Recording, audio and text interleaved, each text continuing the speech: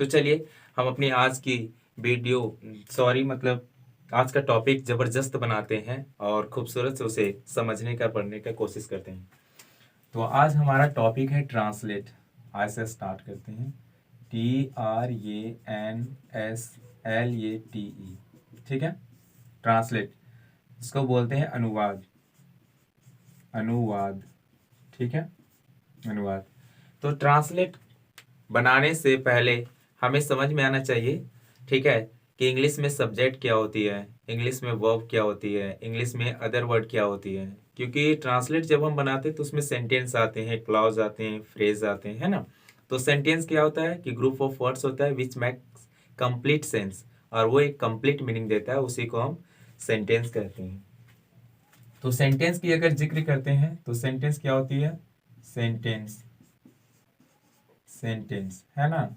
Sentence होती है हमारी सब्जेक्ट प्लस वर्ब, ठीक है, और प्लस अदर वर्ड। ये उसका स्ट्रक्चर होता है, ठीक है। सेंटेंस का ये स्ट्रक्चर होता है, ठीक है। तो आज हम लोग पढ़ने वाले हैं use of am is are और वाज वर, ठीक है। तो उससे पहले मैं बताता हूँ किसी भी सेंटेंस में सब्जेक्ट बनने का जो काम करता है, सब्जेक्ट बनने का जो काम करता है, वो दो वर्ड तो खूबसूरत सा पहले होते हैं। वो होते हैं, एक तो नाउन होता है NOUN, ठीक है, और एक प्रोनाउन होता है PRONOUN। और सब्जेक्ट के साथ साथ ये सेंटेंस के ऑब्जेक्ट भी बनते हैं, ठीक है। क्या बनते हैं, ऑब्जेक्ट, OBJECT, ऑब्जेक्ट। और ये भी प्रोनाउन भी बनते हैं, ऑब्जेक्ट, OBJECT, सब्जेक्ट के साथ साथ, ठीक है। अगर किसी भी सेंटेंस में अगर नाउन का जिक्र हो रहा है या तो प्रोनाउन का, तो नाउन प्रोनाउन किसी भी सेंटेंस में सब्जेक्ट का रोल प्ले करते हैं और उसके साथ साथ ऑब्जेक्ट का भी रोल प्ले करते हैं। इसके साथ साथ किसी भी सेंटेंस में जो सब्जेक्ट, इसके अलावा अगर नाउन प्रोनाउन नहीं है तो उस सेंटेंस को हम सब्जेक्ट कैसे बनाएंगे उस सेंटेंस में। तो इसके लिए दो खूबसूरत सा वर्ड आता है, और एक होता है इन्फिनिटिव, इन्फिनिटिव, इन्फिनिटिव, ठीक है। इन्फिनिटिव क्या होता है, आइडेंटिफाई 2+V1, 2+V1। और एक होता है जीरन, GERUND, ठीक है। ये क्या होता है, वर्ब का first form plus ING, verb का first form plus ING। Example की बात करते हैं, जैसे इसमें बोले 2+GO, ठीक है। तो ये किसी भी सेंटेंस में सब्जेक्ट का रोल प्ले कर सकता है और ऑब्जेक्ट का रोल प्ले कर सकता है, जस्ट लाइक नाउन या प्रोनाउन की तरह, ठीक है। तो इसको हम लोग पढ़ेंगे वर्ब के चैप्टर में डिटेल से। और V1+ING क्या होता है, जैसे मैंने बोला राइटिंग, WRITING, तो ये क्या है, WRITING, तो V1+ING है। तो V1+ING किसी भी सेंटेंस में कॉन्टिन्यूस फॉर्म होता है। तो किसी भी सेंटेंस में फिर जीरन यानी सब्जेक्ट का रोल कैसे रोल प्ले करता है, किसी V1+ING कॉन्टिन्यूस फॉर्म होता है तो वहाँ पे एक्शन का फॉर्म रिप्ले करता है ना। तो इस तरह से आइडेंटिफाई करेंगे, इसका डीप नॉलेज है जो हम लोग वर्ब चैप्टर में करेंगे। फिलहाल इतना आप जान लीजिए कि किसी भी सेंटेंस में सब्जेक्ट ऑब्जेक्ट का रोल प्ले करता है, वो नाउन होते हैं, प्रोनाउन होते हैं, इन्फिनिटिव होता है और उसके साथ साथ जीरंड होता है। तो आज हम पढ़ने वाले हैं use of USE, use of am is are, am is are, ठीक है। और उसके साथ साथ पढ़ेंगे फिर वॉज वर। तो पहले एम इज आर को देख लेते हैं, ठीक है। तो खूबसूरत सा कॉन्सेप्ट है, कुछ भी चीज रटने वाली नहीं होती, आप ध्यान से देखिए चीजों को और सीखने की कोशिश कीजिए, ठीक है। तो एम इज आर का पहला कॉन्सेप्ट है, ठीक है, पहला यूज, ठीक है। स्ट्रक्चर है इसका STR, structure subject plus am is are, am is are, ठीक है, प्लस आर्टिकल भी लगा सकते हैं आप, ART, article, plus noun, noun रहेगा तो आर्टिकल लेगा, अब प्लस एडजेक्टिव, एडजेक्टिव, पहला स्ट्रक्चर, ठीक है। अब एक सेंटेंस को आप 6 तरह से बना सकते हैं, एक सेंटेंस को आप 6 तरह से बना सकते हैं, ठीक है। एग्जाम्पल देखिएगा, ध्यान से समझिएगा। सब्जेक्ट है तो एम इज यार क्या होता है, प्रेजेंट टेंस, क्या होता है मेरे दोस्त, प्रेजेंट टेंस, जितने भी ये सेंटेंस बनेगा सब प्रेजेंट टेंस का शो करेगा, ठीक है, प्रेजेंट टेंस को। पहला एग्जांपल देखते हैं। तो पहला एग्जांपल है, जैसे मैंने लिखा आई एम, ठीक है, बॉय। तो ये सेंटेंस अभी गलत है, क्यों? क्योंकि कॉमन नाउन जितने भी कलेक्टिव होते हैं, कॉमन नाउन जितने भी होते हैं, और सिंगुलर काउंटेबल नाउन सिंगुलर होते हैं, ये प्लूरल नहीं है, सिंगुलर है, वो कहता है हमेशा हम अपने साथ क्या लेंगे? आर्टिकल। तो यहाँ पर ये लगेगा, तब ये सही होगा। तो आई एम ये बॉय में आई यहाँ पर हमारा सब्जेक्ट है, एम यहाँ पे हमारी मेन वर्ब है ना, और ये यहाँ पे आर्टिकल है, और बॉय यहाँ पे नाउन है, ठीक है। आर्टिकल एज एडजेक्टिव का रोल प्ले कर रहा है, क्योंकि नाउन से पहले आने का हक किसका रहता है सेंटेंस में?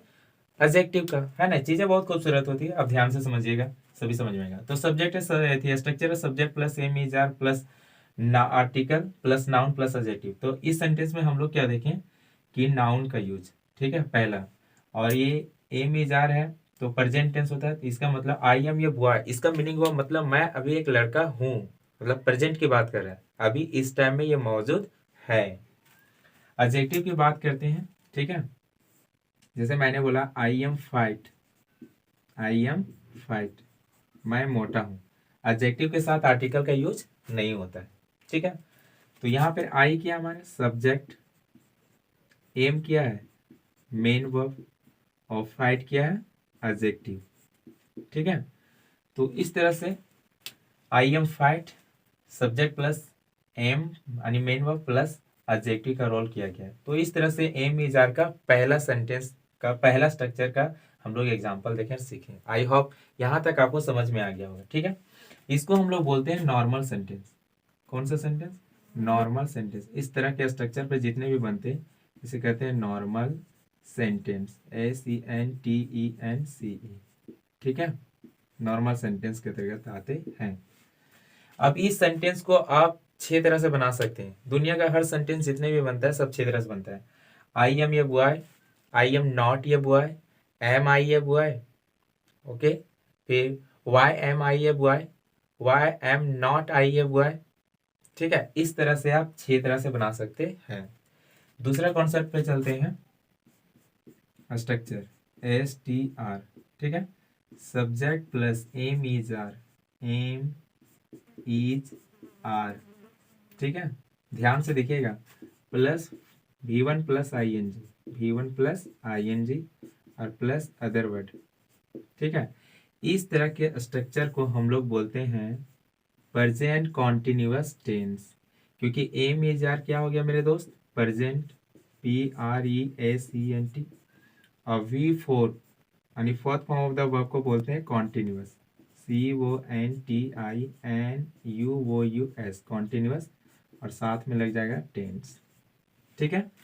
तो इस तरह के स्ट्रक्चर को हम लोग बोलते हैं प्रेजेंट कॉन्टिन्यूअस टेंस। इसमें एक्शन की बात हो रहा है, ठीक है। इसमें क्या होता है, टेंस की जब हम बात करते हैं तो उसमें क्या होता है कि डूअर खुद से एक्शन करता है, डूअर खुद से काम करता है, ठीक है।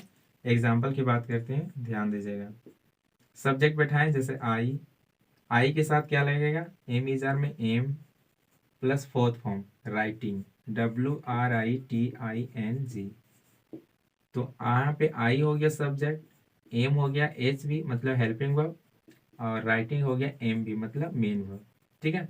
तो आई एम राइटिंग, मैं लिख रहा हूँ, मतलब मेरा जो लिखने का काम है पहले से स्टार्ट हुआ है एंड अभी भी चल रहा है, और एक टाइम आएगा जो खत्म हो जाएगा। ऐसे एक्शन को हम लोग बोलते हैं प्रेजेंट कॉन्टिन्यूअस टेंस, है ना, कॉन्टिन्यूअस एक्शन। इसके बाद एग्जांपल और ले सकते हैं, जैसे वी आर, ठीक है, we are playing cricket, playing cricket, CRICKET। तो वी क्या है यहाँ पे? सब्जेक्ट, आर क्या है? हेल्पिंग वर्ब, ठीक है, और प्लेइंग क्या है? कॉन्टिन्यूअस फॉर्म, यानी V for continuous, continuous form. तो प्रेजेंट कॉन्टिन्यूअस टेंस, ठीक है। इसका मतलब हुआ कि हम लोग क्रिकेट खेल रहे हैं, मतलब क्रिकेट खेलने का एक्शन अभी भी जारी है, एक वक्त आएगा कि खत्म हो जाएगा। और आप याद रखिएगा, बेहतरीन कॉन्सेप्ट दे रहे हैं, जितने भी परमानेंट एक्शन होते हैं सब बनते हैं सिंपल प्रेजेंट टेंस में, जी हाँ, सब बनते हैं सिंपल प्रेजेंट टेंस में। Permanent action, universal truth action, ठीक है, जितने भी होते हैं, ठीक है। उसके बाद इंटरनल ट्रूथ, है ना, यूनिवर्सल ट्रूथ, ये सब जितने भी होते हैं, हैबिचुअल एक्शन, है ना, ये सब जितने भी होते हैं सब हमारे बनते हैं सिंपल प्रेजेंट टेंस में। और जितने भी टेम्पोररी वाले एक्शन होते हैं, टेम्पोररी का मतलब आज है कल खत्म हो जाएगा, ठीक है। जैसे अभी हम पढ़ रहे हैं, एक वक्त आएगा कि हम पढ़ना बंद कर देंगे, खत्म हो जाएगा। तो ये ऐसे वर्क को हम बोलते हैं टेम्पोररी एक्शन। इससे हमारा जितना भी टेम्पोररी एक्शन होता है सारा बनता है प्रेजेंट कॉन्टिन्यूअस टेंस में। खैर टेंस पे जाएंगे तो डिटेल से पढ़ेंगे। आई होप यहाँ तक समझ में आ गया होगा, ठीक है। तो ये मीजार का हम लोग दूसरा स्ट्रक्चर पे देखें और उसका एग्जाम्पल देखें। यहाँ तक आप स्क्रीनशॉट ले सकते हैं, उसके बाद अगला देखेंगे, ठीक है। चलिए मिटाते हैं। तो आप चीज़ों को बारीकी से सीखने की कोशिश कीजिएगा मेरे दोस्त, कोई भी चीज़ भारी नहीं होता है, ठीक है। तो अभी हम लोग पढ़ रहे हैं यूज ऑफ हेमीजार। इस तरह से दूसरा स्ट्रक्चर देखें हम लोग, ठीक है। एक और स्ट्रक्चर इसका देखिए, बेहतरीन खूबसूरत सा स्ट्रक्चर है। उसके बाद हम लोग पढ़ेंगे वॉज वर, ठीक है। इस तरह से धीरे धीरे चीज़ों को सीखना कोशिश करेंगे। उसके बाद तीसरा कॉन्सेप्ट है, इसका स्ट्रक्चर है तीसरा, S T R, subject plus am is are, am is are, ठीक है, प्लस थर्ड फॉर्म, ठीक है, प्लस अदर वर्ड भी लगा सकते हैं, नहीं तो पहले थर्ड फॉर्म लगाइए इतना। ये हमारा होता है, ठीक है, present passive voice. Am is are को क्या बोलते हैं, प्रेजेंट, PREACNT, और थर्ड फॉर्म ले रहा है तो पेसिव, पेसिव वॉइस, ठीक है। और इसे हम बोलते हैं direct passive voice, direct, DRECT, direct passive, direct passive voice, ठीक है, डायरेक्ट पेसिव वॉइस।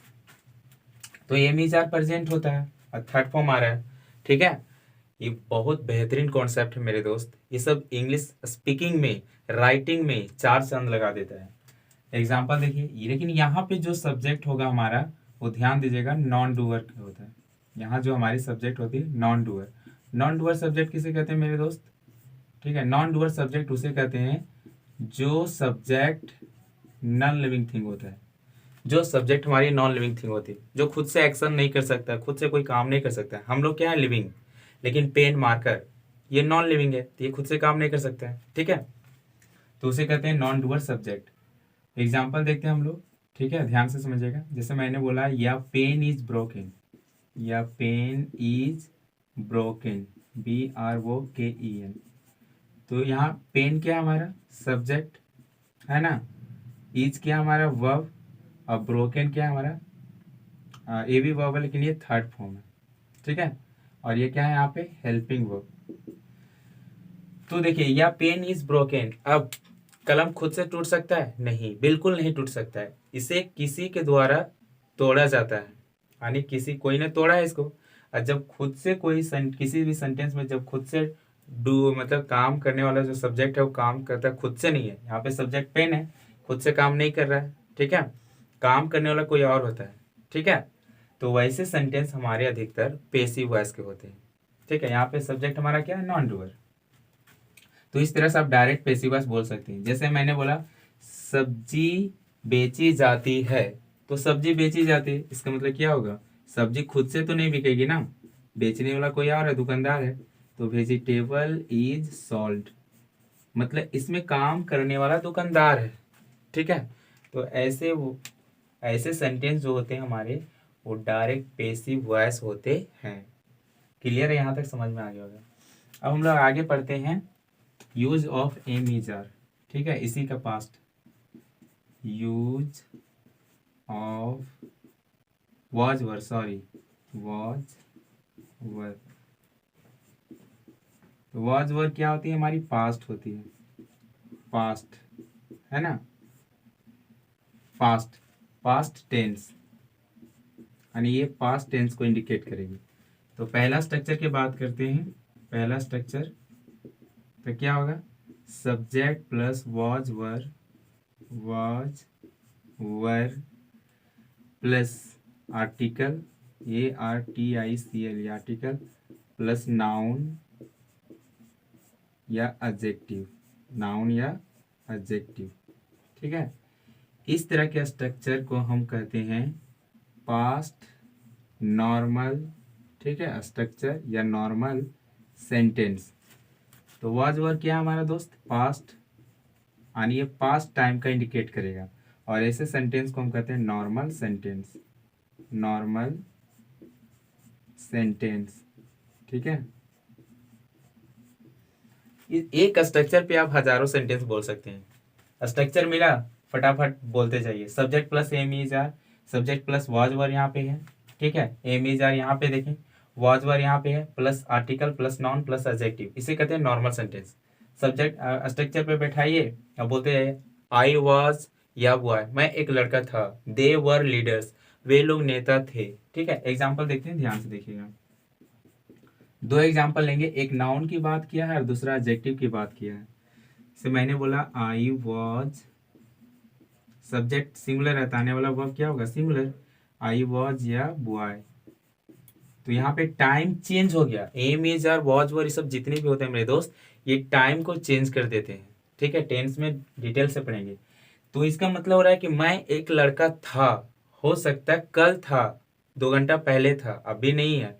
अभी हो सकता है कि मैं टीचर बन गया हूँ, चाहे किसी और पद पे चला गया हूँ, है ना।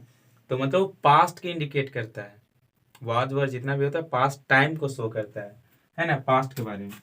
तो यहाँ पे आई क्या हमारा सब्जेक्ट, वाज क्या है मेन वर्ब, लेकिन क्या चीज का शो करेगा, पास्ट का, और बॉय क्या हमारा नाउन, और उसके पहले आया है ए यहाँ पे आर्टिकल है, एज एडजेक्टिव के रोल में आया है। ठीक है, क्लियर है, यहाँ तक आपको समझ में आ गया। इसके बाद हम लोग एक और एग्जांपल देखते हैं एडजेक्टिव का। जैसे हमने बोला वी वर गुड, हम लोग अच्छे थे, हो सकता है कि आप बदल गए होंगे, वो टाइम कोई और किसी और चीज में था जब हम लोग अच्छे थे, उस टाइम का जिक्र कर रहा है। अभी प्रेजेंट में किसी और भी तरह हो सकते हैं। ठीक है, तो हम लोग अच्छे थे, तो यहाँ पे गुड जो है सो एडजेक्टिव है, वर जो है सो मेन वर्ब है, और वी जो है सो सब्जेक्ट है। ठीक है, तो इस तरह से जितने भी सेंटेंस बनते हैं इस स्ट्रक्चर पे, इस स्ट्रक्चर को हम लोग बोलते हैं नॉर्मल सेंटेंस। और इस तरह के सेंटेंस को आप 6 तरह से, बोले ना किसी भी तरह के इंग्लिश को सेंटेंस को आप 6 तरह से बना सकते हैं। आई होप यहाँ तक आपको समझ में आ गया होगा। आप इसको स्क्रीनशॉट ले सकते हैं, फिर इसे मिटाएंगे। ठीक है, तो चलिए अब इसका दूसरा स्ट्रक्चर देखते हैं। ठीक है, ये पहला स्ट्रक्चर हो गया वाज वर का, इसी तरह से दूसरा स्ट्रक्चर देखते हैं हम लोग। ठीक है, बहुत आसान होता है, चीजें को खूबसूरत से देखिए और सीखिए, सीखना जरूरी है मेरे दोस्त, और इंग्लिश में तभी आप स्पीकिंग कर पाइएगा। दूसरा स्ट्रक्चर इसका होते हैं, ठीक है, structure subject plus was were plus V1 plus ING यानी continuous form plus other word. ठीक है, फुल स्टॉप। इस तरह के स्ट्रक्चर जो होते हैं हमारी, वो कहलाती है पास्ट कॉन्टिन्यूअस टेंस, क्योंकि वाज वर को बोलते हैं पास्ट और V4 को बोलते हैं कॉन्टिन्यूअस। क्या बोलते हैं मेरे दोस्त, कॉन्टिन्यूअस, एंड वो यूएस, कॉन्टिन्यूअस। ठीक है, और साथ में लगाइए टेंस। तो कौन सा टेंस हो गया हमारा, पास्ट कॉन्टिन्यूअस टेंस, है ना। कितना आसान है, स्ट्रक्चर तो ही चलता है मेरे दोस्त इंग्लिश में, स्ट्रक्चर है, फैक्ट है, कॉन्सेप्ट है, और क्या। एग्जांपल देखिए ध्यान से, इससे हमने बोला वी वर, ठीक है, playing football, we were playing football. ठीक है, तो यहाँ पे वी क्या है, सब्जेक्ट, वर क्या है, एच बी मतलब हेल्पिंग वर्ब, प्लेइंग क्या है, एम बी मतलब मेन वर्ब, और ये अदर वर्ड में आ गया। ठीक है, तो वाज वर्ड को बोलते हैं पास्ट, बिफोर को बोलते हैं कॉन्टिन्यूअस, अदर वर्ड में टेंस। तो पास्ट कॉन्टिन्यूअस टेंस, तो वी वर प्लेइंग क्रिकेट, हम लोग क्रिकेट खेल रहे थे, वो टाइम कोई और था, अभी टाइम और है, अभी प्रेजेंट का टाइम है, वो गुजर गया टाइम, उस टाइम की हम जिक्र कर रहे हैं, तो वो टाइम पास्ट हो गया हमारा, सिंपल सा। आइडेंटिफाई भी आपको साथ में बता रहे मेरे दोस्त, सबसे आसान चीज़ है ये सब आइडेंटिफाई करने का, कुछ भी रटा नहीं जाता। ता ती था थी वैसा टेंस नहीं होता है। कॉन्सेप्ट बहुत बड़ा चीज़ होती है और उस वही असली होता है और वही फैक्ट चीज़ है। इंग्लिश में फैक्ट और कॉन्सेप्ट ही चलता है और स्ट्रक्चर, ठीक है। उसी तरह से आप इसका 6 तरह से बना सकते हैं, ठीक है। अगला कॉन्सेप्ट की बात करते हैं, सब्जेक्ट प्लस वॉज वर, ठीक है, प्लस वर्ब का थर्ड फॉर्म। इसको आप बोलिएगा direct passive voice. Direct DRECT, direct passive voice. Direct passive voice, ठीक है। क्या चीज में? पास्ट में। क्या चीज है मेरे दोस्त? पास्ट। डायरेक्ट पैसिव वॉइस क्या चीज में? पास्ट में। जैसे हमने बोला एग्जाम्पल में वही, या पेंसिल इज वॉज ब्रोकन, यानी एक पेंसिल टूट गई थी। एक पेंसिल टूट गई थी। अब यहाँ पर जो हमारा सब्जेक्ट है वो नॉन डूअर है मेरे दोस्त, नॉन डूअर, जो खुद से काम करता नहीं है। तो यहाँ पे पेंसिल तोड़ने का काम है, पेंसिल खुद से तो नहीं करेगा ना, अपने आप तो नहीं टूटेगी, तोड़ने वाला कोई और है। और जब किसी भी सेंटेंस में, ठीक है, काम करने वाला कोई और रहता है, इसका मतलब वो सेंटेंस हमारा, ठीक है, पैसिव वॉइस का होता है। वहां पे जो डूअर होता है उस सेंटेंस में, सॉरी सब्जेक्ट होता है, वो नॉन डूअर होता है, ठीक है। तो इस तरह से ये सब्जेक्ट, हाँ एक कॉन्सेप्ट याद रखिएगा, बहुत बेहतरीन चीज बता रहा हूँ। अगर हमारा सब्जेक्ट सिंगुलर होगा, अगर हमारा सब्जेक्ट सिंगुलर होगा मेरे दोस्त, तो आने वाला वर्ब भी हमारा सिंगुलर होगा, ठीक है। अगर हमारी सब्जेक्ट प्लूरल होगा, अगर हमारी सब्जेक्ट प्लूरल होगी, तो आने वाला वर्ब भी क्या होगा? प्लूरल, ठीक। और जब नाउन में एस या ईएस जोड़ा जाता है, एस या ईएस, तो ये नाउन हमारा प्लूरल बनती है, प्लूरल। लेकिन जब वर्ब में, ठीक है, जब वर्ब में एस या ईएस जोड़ा जाता है, एस या ईएस, तो वो वर्ब हमारा सिंगुलर बनती है। क्या बनती है मेरे दोस्त? सिंगुलर, ठीक है। अभी ये सब का एग्जांपल भी दे रहे हैं, ध्यान से देखिएगा। यहाँ पे पेन हमारा क्या है? सिंगुलर सब्जेक्ट, सिंगुलर सब्जेक्ट, तो आने वाला वर्ब क्या लिया मेरे दोस्त? सिंगुलर, ठीक है, सिंगुलर वर्ब पास्ट का। और ये हमारा क्या है? Third form. और पैसिव वॉइस का एक रिक्वायरमेंट होता है मेरे दोस्त, हमेशा वो थर्ड फॉर्म लेगा तो लेगा, ठीक है। यानी पैसिव वॉइस आप बोल सकते हैं, जब वॉइस पढ़ाएंगे तो आपको बताएंगे be plus third form. Passive voice का ये फंडा है, ठीक है, passive voice be plus third form, ठीक है। तो ये सारी चीजें हम लोग देखें। अब देखिए यहाँ सब्जेक्ट अगर सिंगुलर हो तो आने वाला वर्ब सिंगुलर होता है। जैसे हमने बोले दे, तो दे क्या मेरे दोस्त? प्लूरल, तो दे के साथ वो जाएगा या वर आएगी, ठीक है। और प्लेयर्स, दे वर प्लेयर्स, तो ये सब्जेक्ट हमारा प्लूरल है, सब्जेक्ट क्या है? प्लूरल, तो आने वाला जो वर्ब होगा वो प्लूरल होगा, यानी ये राइट होगा और ये क्या होगा? रॉन्ग। तो दे वर प्लेयर्स, इस तरह से, ठीक है। बात करते हैं कि नाउन में जब ए से एस जोड़िएगा तो प्लूरल बनेगा। जैसे बुआई, तो बुआई क्या है? सिंगुलर, अगर इसमें हम एस जोड़ेंगे तो क्या बनेगा? बुआइज, मतलब एक से ज्यादा लड़के, ठीक है। लेकिन वही अगर हम वर्ब में एस या एस जोड़ेंगे तो सिंगुलर बनता है। जैसे हमने बोला गो, तो ये प्लूरल है, जब हम इसमें जोड़ेंगे ईएस तो बनता है गोज, और ये अब क्या हो गया? सिंगुलर। क्या हो गया मेरे दोस्त? सिंगुलर। तो आई होप, उम्मीद करता हूँ कि यहाँ तक आपको समझ में आ गया। तो आज हम लोग देखें कि use of am is are और वॉज वर। वॉज वर को क्या बोलते हैं? तो पास्ट बोलते हैं। एम इज आर को क्या बोलते हैं? प्रेजेंट। और उसका तीन तीन तरह से हम लोग स्ट्रक्चर देखें, और उस स्ट्रक्चर पे हम लोग एग्जाम्पल देखें। तो वीडियो को अच्छा लगा होगा तो लाइक, शेयर और चैनल को सब्सक्राइब कीजिएगा। Thank you so much everybody.